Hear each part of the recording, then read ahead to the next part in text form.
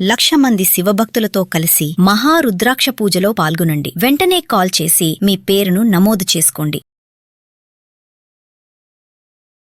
నమస్తే రమగారు. నమస్తే జయ. రమగారు, ఎవరు చేసిన కర్మ వాళ్ళు అనుభవించక తప్పదంటారు. ఖచ్చితంగా అనుభవించాల్సిందేనా? అనుభవిస్తారంటారా? తప్పకుండా తప్పకుండా. ఈ జన్మలోనా, నెక్స్ట్ జన్మలో? ఈ జన్మలోనే అనుభవించవచ్చు. కలికాలంలో, కలికాలం కాబట్టి మనం చేసిన సత్కర్మలు గాని దుష్కృత్యాలు గాని, పంచతంత్రంలో ఒక శ్లోకం ఉంది, చాలా ఏళ్ళైపోయిన శ్లోకం, మర్చిపోయాను కానీ 3 పూటల్లో, 3 రోజుల్లో, 3 వారాల్లో, లేదా 3 నెలల్లో, లేదా 3 ఏళ్లలో ఖచ్చితంగా మన ఫలితాన్ని మనం అనుభవించి తీరాలి. సత్కర్మైనా దుష్కర్మైనా. నువ్వు సహాయం చేయి, నీకు సహాయం దొరుకుతుంది. నువ్వు మోసం చేయి, నీకు మోసం దొరికి తీరుతుంది. దొరకకుండా కుదరదు. నువ్వు చేసిన రకంగా కాకపోతే ఇంకో రకంగా నువ్వు ఒకరిని హర్ట్ చేయి, నీకు హర్ట్ దొరికి తీరుతుంది. హర్ట్ దొరకాల్సిందే, లేకుండా కుదరదు. అది ఇంకొక రూపం అయ్యింది. ఎలాగైనా సరే, ఇప్పుడు వీడు చెంపకాయ కొడితే వాడే నీ చెంపకాయ కొట్టక్కర్లా, ఇంకోడెవడో కొడతాడు చెంపకాయ. ఒక్కోసారి కట్టుకుని పెళ్ళాము కన్న తల్లి కూడా కొట్టచ్చు. అలా కూడా అవ్వచ్చు, మనం చెప్పలేకపోతాం. ఒకళ్ళని తోటి మంచి కానీ చెడు కానీ చేస్తే అది అనుభవించక తప్పదు. కర్మానుభవం ఎవ్వరికీ తప్పదు. మళ్ళీ ఇందులో బుద్ధి కర్మానుసారిని అని చెప్తారు. బుద్ధి కర్మని అనుసరిస్తుంది. ఆ కర్మ మనకి ఇప్పుడు గోతులో పడాలి అని ఉంటే బుద్ధి కళ్ళు మూసుకుని నడవరా అని చెప్తుంది. కళ్ళు మూసుకుని నడిచి గోతులో పడతాం. వెళ్ళి పడటం అయితే గ్యారంటీ. ఇప్పుడు ఈ ఒట్టిగా లిటరల్లీ గోతులో పడడం, ఫిజికల్ గా గోతులో పడడం కాదు. నువ్వు మోసపోవాలి అని గనక నీ కర్మానుభవం అయితే నీ బుద్ధి గుడ్డిగా ఎదుటి వాళ్ళని నమ్ముతుంది. దానిలో నుంచి బయటపడలేమంటారా? బయటపడలేం. కర్మని తప్పించుకోవటానికి ప్రచండమైన భగవద్ అనుగ్రహం కావాలి. నేను అదే అడగపోయాను. ప్రచండమైన భగవద్ అనుగ్రహం కావాలి. అలాంటి అనుగ్రహం ఉంటే బయటపడతారు. ఆయనే తప్పిస్తాడంటారు. భగవంతుడే తప్పిస్తాడు. నువ్వు చేసే సత్కర్మ, నువ్వు ఇప్పుడు ఇవాళ గోతులో పడాలనే నీ మొహాన్ని రాసున్నప్పటికీ, నువ్వు నిన్న మొన్న చాలా యమాద్భుతమైన కార్యాలు ఏమైనా చేస్తే నువ్వు గోతులో పడే టైంకి దారైపోతున్న కోతైనా సరే నీ చేయిపుచ్చుకు లాగుతుంది, గోతులో పడుతున్నావు చూసుకోరా అని. నిన్న మొన్న చేయాలి, నువ్వు సరైన పని చేయాలి. అప్పుడు దీని నుంచి నువ్వు తప్పించుకోగలుగుతావు. దీనికి సంబంధించి ఏమన్నా కథలు ఉన్నాయా రమగారు? కర్మానుభవం కథ ఒకటి ఉంది, బాగుంటుంది. పంచతంత్రంలోదే ఓ కథ. ఇది నేను అనుకోవటం కాకోలు కీయంలో కథ అని అనుకుంటున్నాను. మీకు మామూలుగా మనం హితోపదేశం చూస్తాము, ఇద్దరి స్నేహాలు కలగడం అంటే మిత్రలాభం మిత్రభేదము, సంధి విగ్రహం, అవి మనకు తెలుసు. అది హితోపదేశం. పంచతంత్రంలో ఏముందంటే ఇప్పుడు మిత్రలాభము మిత్రభేదంతో పాటు కాకోలికీయము, అపరీక్షిత కారకము, తర్వాత 5వది ఇంకొకటి, ఆ పేరు గుర్తు రావట్లేదులేండి నాకు. అవి 5. వాటిలలో కాకోలికి ఏమంటే కాకులు గుడ్లగూపల కథ అనమాట. అది ఆ గుడ్లగూపల కథలో రకరకాల కథలు, ఒకడు ముందు ఒకడు వెనక, వాళ్ళు వీళ్ళు చెప్పి, కొన్ని కాకులు చెప్పినవి, కొన్ని గుడ్లగూపలు చెప్పినవి, అలా కథలు ఉంటాయి. అందులో ఈ కర్మఫలితపు కథ ఒకటి ఉంటుంది, బాగుంటుంది సరదాగా. చిన్నప్పుడే, అంటే నేను చిన్నప్పుడంటే మరీ చిన్నప్పుడు కాదు, కాలేజీలో ఉన్నప్పుడు మా నాన్నగారి మేనమామ, అంటే వాళ్ళు మా కాలేజీలో లెక్చరర్స్గానే ఉండేవారు. మా కాలేజీలోనే, కళాశాలలోనే, సంస్కృత కళాశాలలోనే చదువుకున్నారు. అక్కడే ఆచార్యులుగా కూడా పనిచేశారు. నేను చేరే సమయానికి మా నాన్నగారి ఆఖరి మేనమామ కూడా వర్కింగ్లోనే, ఇంకో 2-3 ఏళ్ళు సర్వీస్ ఉంది ఆయనకి. ఒక తాత మాత్రం 1 సంవత్సరం ఉండి వెళ్ళిపోయారు. ఈయన లక్ష్మణాచార్యులు గారు, ఆయన పేరు లచ్చితాత అనేవాళ్ళం. మా నాన్నగారి కంటే కొంచెం చిన్న, కొద్దిగా చిన్న. మా నాన్నకి మేనమామే కానీ కొద్దిగా చిన్న, చాలా కాదు కొంత చిన్న. లచ్చు అని పిలిచేవారు లక్ష్మణాచార్యులు, మేము లచ్చితాత అనేవాళ్ళం. ఆయన తెలుగు పాఠం చెప్పేవారు. ఒక క్లాస్లో ఒక విషయం చెప్తుండేవారు. ఆయుర్వేదం మహాఘనమైన వైద్యం, ఆయుర్వేదంలో భలే ప్రచండమైన రోగాలు తగ్గుతాయి అని నారాయణాచార్యులు గారిని ఒక ఆయుర్వేద వైద్యుల గురించి చెప్తున్నారు. నేను చెప్పబోయే కథకి ఇది నాంది, అందుకే నీకు చెప్తున్నాను అనమాట. ఇప్పుడు నేను ఈ లచ్చితాతను తలుచుకోగానే నాకు ఒక సంతోషం వస్తుంది, కథ గుర్తొస్తుంటుంది. అయితే ఆయన 2-3 సార్లు ఇది చెప్పారు, అలా బుర్రలో ఉంది. ఇది ఎప్పటి సంగతి అంటావు?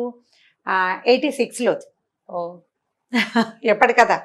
అయితే ఏంటంటే నారాయణాచార్యులు గారని ఒక గొప్ప ఆయుర్వేద వైద్యులు ఉన్నారు, మా చుట్టుపక్కల ఉండుంటారు బహుశా. ఆయన దగ్గరికి ఒక పేషెంట్ని తెచ్చారట. ఆ పేషెంట్ ఒక వైశ్య కుటుంబానికి చెందిన ఆయన, బాగా డబ్బులు గిబ్బులు ఉన్నాయి ఆయనకి. ఆయన మనిషి సన్నగానే ఉన్నాడు, కాళ్ళు చేతులు పుల్లలాగా, అంటే సన్నగా ఉన్నాయి, ఇంత బొజ్జుందట ఆయనకి. విపరీతమైన ఆకలిట ఆయనకి. అన్నం వేళకి ఆగలేడట ఆయన, అరిచేర్చి కేకలు పెట్టేస్తాడట. కొంచెం పల్చగా ఉన్న పొట్ట అన్నం తినగానే ఇంత అయిపోతున్నా, ఎంత తిండి చాలదు ఆయనకి. కాళ్ళు చేతులు సన్నబడిపోతున్నాయి, పొట్ట మాత్రం ఇంత ఉంటుంది. ఆ పొట్టని మోసుకోలేకపోతున్నట్టు ఆయన, బాణపొట్టలాగా. బానపట్టలాగా. అసలు పొట్ట మరి బానపట్ట అంటే మనిషి ఆకారం ఉండి దాంతో బొజ్జ కూడా ఉందనుకో, పోని ఒక రకం. ఏ మనిషి లేకుండా ఆ ఒట్టి బొజ్జే ఉంటే ప్రెగ్నెంట్ లేడీస్ లాగా ఆడాళ్ళు భరించేస్తారు, మగవాళ్ళకి కష్టం. దాంతో ఏమైంది, ఈయనకి అస్సలు ఒంట్లో బాగుండేది కాదట. వాళ్ళు అక్కడ ఇక్కడ తిప్పి ఏం వైద్యం చేయించినా ఆయనకి తిండి పిచ్చి తగ్గలేదు, ఆ బొజ్జ ఎంత అయిపోవటము తగ్గలేదు. ఆయనకి నారాయణాచార్యుల గారి దగ్గర తీసుకొచ్చారు. తీసుకొస్తే ఒక 2 పూటలు చూశాక ఆయన ఏం చేశారట, వీడిని తిరగేసి కట్టేయండి రా అని చెప్పారట. ఆ ఇంట్లో దూలాలు ఉంటాయి కదా, పాత ఇళ్ళలో ఏమిటి పెంకుటిళ్ళకి దూలాలు ఉంటాయి, పూరింటికి కూడా దూలం ఉంటుంది. ఆ పెంకుటింటికి కిందకున్న దూలానికి ఈయన్ని కాళ్ళు పైకేసి తల కిందకి పెట్టి కట్టేశారు, బాగా ఎత్తు మీద. కట్టేసిన తర్వాత ఇక ఆయనకి కాసేపు అయ్యేసరికి కొంచెం భయం వేస్తుంది, టెన్షన్ వచ్చేస్తుంది, తల కిందలుగా వెళ్ళాడేస్తే. ఆయన మూలగటం మొదలుపెట్టాడు, ఏడ్చాడు, సణిగాడు, ఏం చేసినా సరే ఎవరు మాట్లాడదన్నారు. ఆయనకి అన్నం వేళ అయిపోతుంది ఈ పేషెంట్కి. ఇక ఏడవటం మొదలుపెట్టాడు, అరుపులట, ఆకలి ఆకలి ఆకలి అరుస్తూనే ఉన్నట్టు. ఎంత అరిచినా గింజు తెచ్చినా ఎవ్వరూ ఆయనకి మంచినీళ్ళు ఇవ్వలేదు, మా అన్నం పెట్టలేదు, మాట్లాడకుండా ఊరుకున్నారు. వైద్యంలో భాగం అనమాట. ఈయన ఏం చేశారట నారాయణాచార్యులు గారు, ఇంట్లో చక్కగా మంచి రుచికరమైన పదార్థాలు, పులిహోర, ఘుమఘుమలాడే వాసనలు వచ్చేవి ఒక 5-6 పదార్థాలు చేయించారట. అప్పాలు, పులిహోర, తర్వాత ఏమో ఈ నెయ్యి వేసి చేసే కొన్ని తిరగమాతలు, చారు పెద్ద గిన్నె నిండా అన్నీ పెట్టించి ఈ పేషెంట్ని ఎక్కడ కట్టించారో ఆ పేషెంట్ కింద పెట్టారట. అవి చూసిన దగ్గర నుంచి అరిచి కేకలట, ఆ పేషెంట్ పిచ్చి కేకలు పెట్టేస్తున్నట్ట. కాసేపు అయిన తర్వాత అతని ముక్కులోంచి ఒక ఇంత పొడుగు పాము బయటకు వచ్చిందట, సన్నగా పొడుగ్గా ఉన్న పాము. ఆ పాము బయటికి ఎప్పుడైతే వస్తుందో, ఆహారం కోసం వస్తుంది ఆ వాసనకి, అది చాలా మటుకు వచ్చింది, ఎంత పొడుగో ఉంది. ఏం చేశారు, గబగబా గిన్నెలన్నీ జరిపేసి పెద్ద నీళ్లతోటి పెట్టారు ఆయన కింద. మనుషులు ఉన్నారు చుట్టుపక్కల, ఈ గిన్నెలన్నీ లాగేశారు. ఆ కిందకి జారిన పాముని అలాగా కిందకి జారిపోనిచ్చారు, దానికి ఇంకో అవకాశం లేదు. ఈ పాము జారి కిందకి మొత్తం ముక్కులోంచి బయటకు వచ్చేసాక ఆయన చప్పగా ఎప్పుడైనా బొజ్జంతా తగ్గిపోయింది, ఏమీ లేదు, సన్నగా ఒక పొడుగాటి మనిషి కట్టేస్తున్నాడు పైన, అంతే. ఏడుపు ఆగిపోయింది, కిక్కురు మనకుండా ఉన్నట్టు నిద్రపోయాడు. 2 నిమిషాల్లో కళ్ళు మూసుకొని నిద్రపోయాడు ఆయన. ఈ కింద పడ్డ పాముని నీళ్ల తొట్లో పెట్టారా, 2 నిమిషాల్లో నీళ్ళన్నీ మింగేసిందిట పాము. అది ఇంత లావును కనిపిస్తోంది, సన్నగా. ముక్కులోంచి బయటికి రావాలంటే ఎంత సన్నగా ఉండాలి. ఆ పాము బయటకు వచ్చాక ఆయన జబ్బు తగ్గిపోయింది, దీనికి ఏదో యాసిడ్ లాంటిది పోసి ఈ పామును సంహరించేశారు. ఇది ఎప్పుడు చెప్పేవారు. అలా ఉంటుంది అలా సత అంటూ ఉండేది. జరిగిందే, ఇది జరిగింది కదా, మా తాతో మా నాన్న చూశారు దీన్ని అని ఇవ్వడు ఆయన. అలాంటి ఒక కథ చెప్తాను ఇప్పుడు. ఓకే, ఇదే ఇంట్రెస్టింగ్ గా ఉంది కదా, చాలా ఇంట్రెస్టింగ్ గా ఉంది. ఆయన ఎంత బాగా చెప్పేవారు, ఆయన చెప్పినంత బాగాలో నేను సగం చెప్పానో లేదో జయ. అవునా రమ్ము గారు, లేకపోతే నాకు ఎలా గుర్తుంది. కానీ మనం సహజంగా పిల్లలకి పొట్టలో నుళ్ళు పురుగు వింటాం. ఆ పిల్లలు కొంచెం ఎక్కువ ఆహారం పిచ్చి ఉన్నా, ఫుడ్ అర్జ్, స్వీట్ అర్జ్ ఎక్కువ ఉన్నా, పిల్లలు సన్నబడిపోయి బొజ్జ కనిపిస్తున్నా, బొజ్జ పొట్టలో పాములు ఉన్నాయి అని అనుకుంటాం. అవునవును, లోక సహజంగా కదా. అయితే అది నిజమే, డాక్టర్లు కూడా చెప్తారు. ఆకలి లేదు, స్వీట్ అర్జ్ బాగా ఉంది, పిచ్చి మారాన్ చేస్తారు, అమితంగా ఏడుస్తారు, పెంకిగా ఉంటారు, మాట వినరు, క్రాంకీగా బిహేవ్ చేస్తారు, మధ్యలో పాములు ఉండేందుకు అవకాశం ఉంది. జంట పాములు, ఎలికి పాములు అంటారు, 2 ఉంటాయి అవి. ఒక్కొక్కసారి అవి లంగ్స్ లోకి, శ్వాసనాళంలో కూడా వచ్చేసి పిల్లల పిచ్చి దగ్గితే దగ్గులోంచి కూడా బయటకు వచ్చేస్తాయి, నోట్లోంచి కూడా. అలా కూడా జరుగుతుంది. అవునా రమ్మ గారు, వచ్చేస్తుంది. ఒక పాము కనుక వచ్చి కనపడింది అనుకో, రెండోది ఖచ్చితంగా ఉంటుంది, దానికి ఆ పారాసైట్ ఏదైనా ఒక మందు వేయించుకుంది ఆ రెండో పామును కూడా బయటికి పోయేలాగా చేసుకోవాలి. పారాసైట్స్ ఉంటాయి శరీరంలో, ఇలా జరుగుతుంది. డాక్టర్లకు తెలుసు. ఎవరి పిల్లలకైనా ఇలాంటి అనుభవం ఉంటే తల్లులకు కూడా తెలుస్తుంది, పెద్ద విశేషం ఏం కాదు. పిల్లలు అతి క్రాంకీగా తిండి తినకుండా, తిండికి సతాయిస్తూ, ఎప్పుడు చాక్లెట్లు, బిస్కెట్. మొన్న మన డాక్టర్ గారు చెప్పారు, నేను మనం హనీని తీసుకువెళ్తే నిదట్లో పళ్ళు కొరుకుతా ఉన్నా కూడా పాములు ఉన్నట్టు, పురుగు ఉన్నట్లు అనేసి మందు వాడుతా ఉన్నాను. నిద్రలో పళ్ళు కొరుకుతుంటే నులి పురుగులు ఉన్నట్టు. అవునట.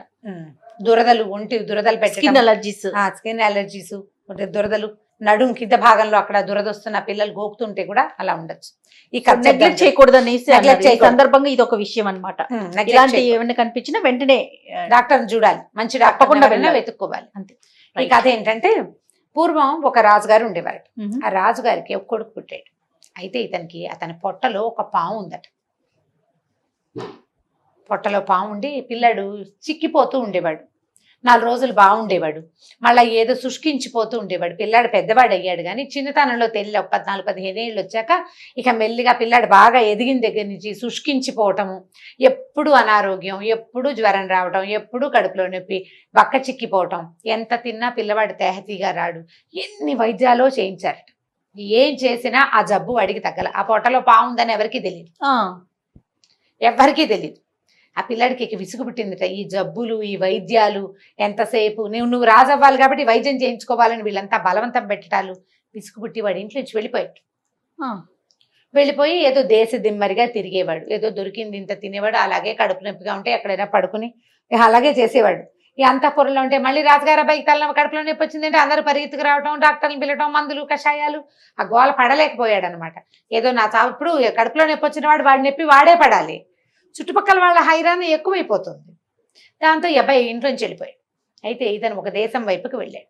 ఇతను వెళ్ళిన దేశపు రాజుగారికి 2 కూతుళ్ళట. ఆయన రోజు పొద్దున్నే లేచి పిల్లలకు సుప్రభాతం, గుడ్ మార్నింగ్ చెప్పుకుంటాం కదా ఇప్పుడు మనం, అట్లా గుడ్ మార్నింగ్ చెప్పేవాడు. పిల్లలు కూడా గుడ్ మార్నింగ్ చెప్పేవాళ్ళు. కొంత వయసు వచ్చాక ఒక రోజు పొద్దున రాజుగారు కొంతకాలం పిల్లకు 16-18 ఏళ్ళు వచ్చినాయి. ఆయన పెద్ద కూతురికి 18 ఏళ్ళు, చిన్న కూతురికి 16 ఏళ్ళు ఉన్నాయి.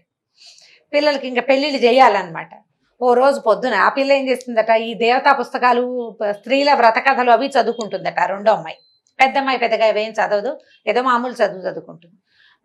పొద్దునే వచ్చి కూతుర్ని పలకరించాడు. గుడ్ మార్నింగ్ అని ఇంగ్లీష్లో చెప్పుకోరు కదా, అమ్మ శుభోదయం అన్నాడు. అంటే అమ్మాయి ఏమంది, రాజా నీకు జయమగుగాక, నీ పాలనలో ఉన్న వాళ్ళందరూ సంతోషంగా ఉండుగాక, నాన్న హేల్ ద కింగ్ అన్నారనమాట. రాజుని జయహో అంటారు. అలాంటివి 4 వాక్యాలు చెప్పింది పెద్ద పిల్ల. అయితే చిన్నపిల్ల పెద్ద అమ్మాయి రెండో అమ్మాయి దగ్గరికి వెళ్ళాడు. శుభోదయం అమ్మ అని పలకరించాడు కూతుర్ని. శుభోదయం నాన్న, నీ కర్మఫలాన్ని అనుభవించు నువ్వు అని చెప్పింది. కర్మఫలితాన్ని ఈ జన్మలో అనుభవించేస్తే వచ్చే జన్మ ఉత్కృష్టమైన జన్మ వస్తుందని దాని పాయింట్. రాజుకు ఒళ్ళు మండిపోయింది. పైగా ఆ రోజు ఆయన పుట్టినరోజు. ఓకే, మా రాజు కూతురు అయ్యుండి, నా కూతురు అయ్యుండి నన్ను జయించాలి, నువ్వు జయించినా ప్రపంచం అంతటి, నువ్వు పెద్ద ప్రపంచం అందరికీ కింగ్ అయిపో అనాలి, అనకుండా కర్మఫలాన్ని పొందమంటుందా? ఇది దీని పిచ్చి మాటలు. ఈ పిల్లని తీసుకెళ్ళి దేశ దిమ్మరు ఎవరికైనా పెళ్లి చేయండి ఇచ్చి ఇవాళ నా పుట్టినరోజు సందర్భంగా. దాని కర్మఫలితం అది ఎలా అనుభవిస్తుందో నేను చూస్తాను, కట్టేయండి ఎవరికైనా అన్నాడు. అనగానే ఏముంది, రాజుగారు కట్టేయండి అనగానే ఎందుకంటే అనరు, తీసుకెళ్ళిపోవటమే. ఈ అమ్మాయిని తీసుకెళ్ళిపోయారు. బయటికి తీసుకెళ్తే ఆ సత్రాల దగ్గర ఎక్కడో దేశ దిమ్మరిగా వీడెవడు మీదేం ఊరు అని అడిగితే ఏదో ప్రతివాడు అలానా ఊరండి అని చెప్తారు. ఒకడు ఊరండి అని చెప్పలా, నేను దేశ దిమ్మరిని బాబు అన్నాడు. అలాగా పట్టు అని ఈ అమ్మాయిని ఇచ్చి వాడికి పెళ్లి చేశారు. రాజుగారి అమ్మాయికి రాజుగారి అబ్బాయికి పెళ్లి అయిపోయింది అంతే. సరే, అబ్బాయి కొంచెం శుష్కించిపోయి ఉన్నాడు. ఏమనుకుంది ఈ పిల్ల, కర్మఫలితం ఇది, ఇట్లా ఒక దేశ దిమ్మరిని పెళ్లి చేసుకోవాలని ఉంది, నా కర్మానుభవం అది, నాకు వివాహం ఉంది, కనీసం ఓ భర్త ఉన్నాడు, బాగుంది అనుకుని నాన్నకి రాట చెప్పి పడితే వెళ్ళిపోయింది. అమ్మాయి దాన్ని నమ్ముతోంది అంతే, కర్మఫలితాన్ని నమ్ముతోంది. సరే, భర్తను తీసుకుని వెళ్ళిపోయింది. రాజకుమార్తె కదా, మెడలో చెవులకి ఏవో 4 ఆభరణాలు, అంతకంటే లేవు, తండ్రి ఏమి ఇవ్వాల అమ్మాయికి. భర్తను తీసుకుని వేరే చోటకి బయలుదేరింది. ఇక్కడ ఎందుకు, వీళ్ళ ఊళ్ళో ఇంకో వేరే దేశంలో ఎక్కడైనా ఉందాం మనం అని తీసుకుపోయింది. తీసుకెళ్ళి అలా కొంత దూరం వెళ్ళాక ఏం చేసింది, ఈ మెడకి చెవులకు ఉన్న ఆభరణాలు చేతుకున్నదో ఏదో ఒక చోట అమ్మేసి డబ్బులు తెచ్చుకుని సామాన్లు అవి ఇవి కొనుక్కుని ఎక్కడైనా అన్నం వండుకు తినడానికి ఆ ఊళ్ళో అమ్మేయటం, కాస్త డబ్బులు తెచ్చుకోవటం, భోజనానికి ఏర్పాటు చేసేది. రాజకుమారుడు శుష్కించుకున్నాడుగా, వాడు ఆ ప్రయత్నం ఏం చేయాలి, పెళ్ళాన్ని వెంట పెట్టుకుని తిరుగుతూ ఉండేవాడు. వీళ్ళు అలా ఒక ఊరు చేరారు. ఆ ఊర్లో ఒక పెద్ద చెరువు గట్టు. ఈ అమ్మాయి ఏమందంటే, ఏమండి చెరువు గట్టు చక్కగా విశాలంగా బాగుంది, ఆ పక్కన ఏదో గుడి కూడా ఉన్నట్టుంది, చెట్లు చాలా హాయిగా ఉన్నాయి, ఇక్కడే 4 రోజులు ఉందాం, వంట చేసుకుని తిందాం, డబ్బులు ఉన్నాయి కదా మన దగ్గర, మొన్న అమ్మేసిన డబ్బులు ఉన్నాయి, నేను ఊళ్ళోకి వెళ్ళి సామాన్లు అవి కొనుక్కొస్తానండి, ఇక్కడే కూర్చోండి, మీకు అసలు ఓపిక లేదని భర్తను ఒక చోట కూర్చోబెట్టి వెళ్ళిపోయి ఊళ్ళోకి వెళ్ళింది. సరే, ఈ అబ్బాయి ఏం చేశాడు, అక్కడ కూర్చున్నాడు, పెట్టి నిద్ర వస్తుంది, తల కింద ఏదైనా పెట్టుకుందాం అనుకున్నాడు. ఏమీ కనపడలా. ఏదైనా కొంచెం సర్వే రాయి లాంటిది ఉంటే తల అనొచ్చు కదా. ఆ పక్కన ఓ ఇంత పుట్ట ఉందట. ఇది వరకు పెద్దదే, ఇప్పుడు చిన్నదైపోయింది. ఆ పుట్టకి కోపులు ఉంటాయి కదా ఇట్లా పైకి, ఆ కోపు కొంచెం వెడల్పుగా బాగుంది. ఇతను ఏం చేశాట, ఆ పుట్ట దగ్గరికి జరిగి పడుకుని ఆ పుట్ట కోపు మీద తలకాయ ఎంచుకుని నిద్రపోయాడు. అనారోగ్యం, ఓపిక లేదు, నిద్ర వస్తోంది, ఇది పుట్ట పాము వస్తుంది అవన్నీ ఏం ఆలోచించాలి. ఆ పుట్టకి తల అంచి పడుకున్నాడు. ఊళ్ళోకి వెళ్ళింది కదా ఈ అమ్మాయి, సామాన్లు ఏవో పుచ్చుకుని వస్తుంటే దూరం నుంచి చూస్తే హడిలిపోయింది. ఈ పడుకుని నిద్రపోతున్న రాజుగారి అబ్బాయి ముక్కులో నుంచి ఒక సర్పం బయటకు వచ్చింది. సర్పాలు గాలిని పీలుస్తాయని చెప్తారు, గాలిని తీసుకుంటాయి, అంటే వాయుభక్షకులు పాములు అని చెప్తారు, గాలిని తింటాయి అని చెప్తారు. సరిగ్గా అదే సమయానికి ఈ పుట్ట మీద తల అంచుకున్నాడు కదా, దానికి అవతల ఉన్న కోపులోంచి ఒక సర్పం బయటకు వచ్చింది. అది కూడా గాలి కోసమే వచ్చింది. ఈ సర్పము ఒకదాన్నొకటి చూసుకుని బుసలు కొట్టుకున్నాయి. నువ్వెవరంటే నువ్వెవరు. ఈ పాములు చూసేసరికి ఈ అమ్మాయి హడిలిపోయిన దగ్గరికి వెళ్తే ఆ పాము కాటేస్తుందో ఈ పాము ఏం చేస్తుందో మొగుడిని. సరే దగ్గరలో కొంచెం యువతలకి ఒక రావి చెట్టు ఉందిట, ఆ చెట్టు దగ్గర నిలబడి చూస్తోంది ఏం జరుగుతుంది. ఇతను మెల్లిగా ఇతను నిద్రపోతున్నాడు, చల్లగా అది లోపలికి వెళ్ళిపోయి ఇది బయటికి వెళ్ళిపోయి ఏదైనా అయ్యిందనుకో అప్పుడు వెళ్ళి భర్తను లేపచ్చు. సామాన్యుని పక్క పెట్టుకుని నిశ్శబ్దంగా చూస్తాను. చూస్తుంటే ఈ పుట్టలో ఉన్న పామంది, ఏమై నీ బుద్ధుందా అసలు, బంగారంలో ఉన్నాడు రాజకుమారుడు మెరిసిపోతూను, పాపం అంగాంగం క్షీణించిపోయి ఉంది, ఇంత సర్వలక్షణ సంపన్నంగా ఉండవలసిన వాడిని వాడి పొట్టలో చేరి ఇట్లా పాడు చేస్తున్నావు, నీకు బుద్ధి లేదు అని పొట్టలో ఉన్న పాముని పుట్టలో ఉన్న పాము అడిగింది. అడిగేసరికి ఈ పొట్టలో నీకేం పోయింది, ఎప్పుడో చిన్నప్పుడు చేరాను నేను, అప్పటి నుంచి హాయిగా వాడు తినేవన్నీ తింటూ సుఖంగా ఉన్నా, పెరిగి పెద్ద అయ్యాను, నా దారి నేను హాయిగా ఉన్నా. అయితే నువ్వు మాత్రం నీ పుట్టలో 2 పెద్ద పెద్ద బంగారపు బిందెలు లేవు, వాటి మీద చుట్టూ కూర్చున్నావు, ప్రజల్లో ఒక్కడికి కూడా ఉపయోగపడనివ్వలేదు, నువ్వు పెద్ద గొప్ప ఏమిటి నాకంటే అనేసరికల్లా 2 పోట్లాడుకుంటాయి. పాముకి ఏమర్థమైంది, ఓహో ఈవిడ ముక్కు దగ్గర ఉన్న పాము బయట నుంచి వచ్చిన పాము కాదు, పొట్టలో ఉన్న పామేను. ఆమెకు అర్థమైంది ఈ పుట్టలో ఉన్న పాము కింద 2 బంగారపు బిందెలు ఉన్నాయి.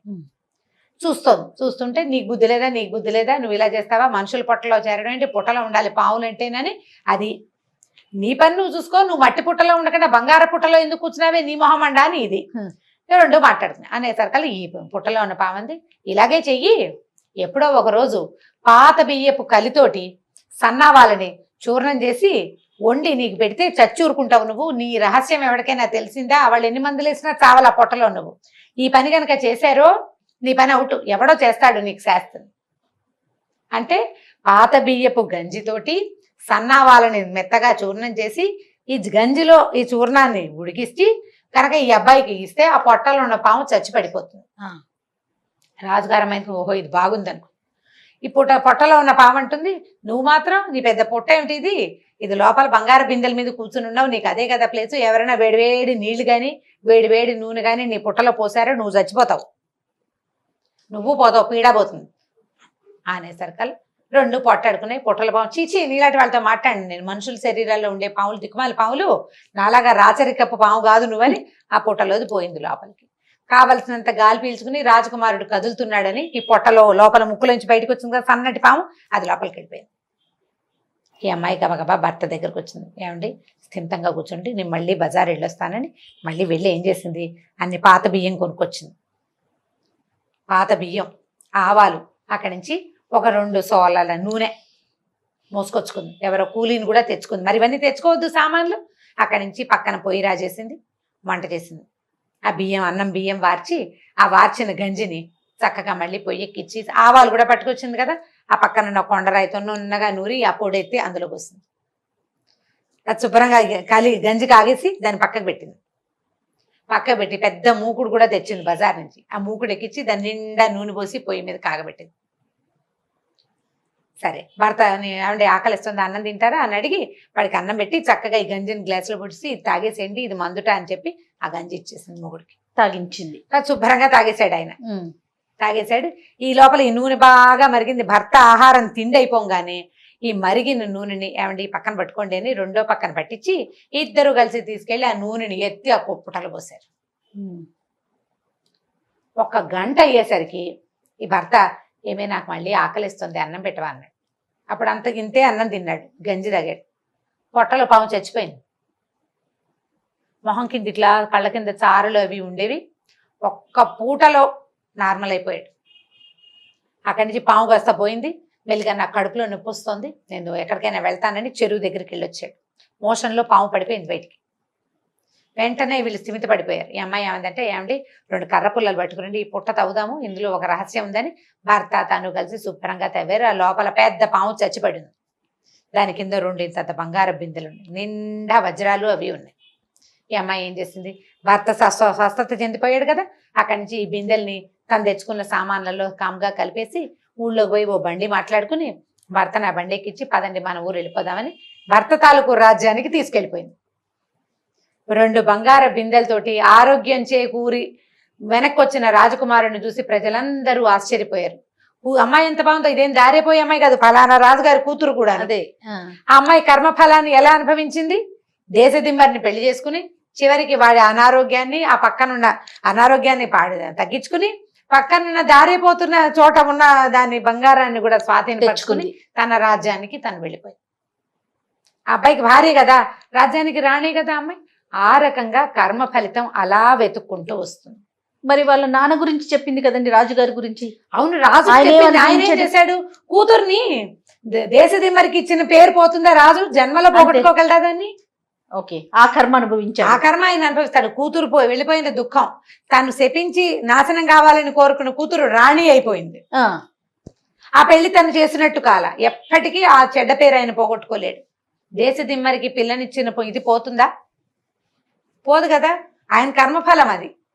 ఈ అమ్మాయి కర్మఫలం ఏంటంటే కర్మ ఫలితాన్ని అనుభవించి తీరాల్సిందేనని దొరికిన భర్తతోటి సంతోషంగా అతని వెనకాల వెళ్ళినందుకు ఆ అమ్మాయికి ఇది దొరికింది. అమ్మ ఫలితం అది, అది జరగాలి కాబట్టి ఇది జరిగింది అనమాట. కాబట్టి ఇవన్నీ లింక్డ్ గా జరుగుతాయి. ఇప్పుడు ఈ రాజకుమారుడి ముక్కులోకి పాము ఎలా వచ్చింది అని ఎవరైనా అడుగుతారని ముందు మా లచ్చతాత కథ చెప్పాను అనమాట. నిజంగా అలా వస్తాయి అంటారా రమ్మగారు? అది జరిగిందట. ఇది ఎప్పటి సంగతో కదా, 100, 200, 150 ఏళ్ల క్రితం ఎప్పుడో జరిగింది.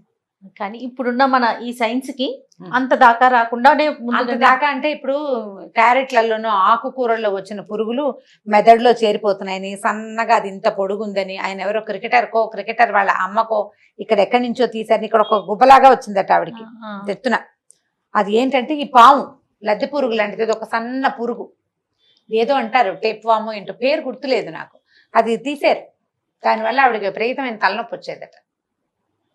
పొట్టలోకి వెళ్ళిన పాము మెదడు దగ్గరికి ఎలా చేరింది అంటే జరగచ్చు కదా. అంతే, ఇలాంటి ప్రూఫ్స్ ఉన్నాయి, కొన్ని కనపడుతున్నాయి. ఇంత బారెడు పాము ఆహారం కోసం బయటికి రాలేదేమో గానీ బ్రెయిన్ లో ఉండి తలనొప్పిని తెచ్చింది.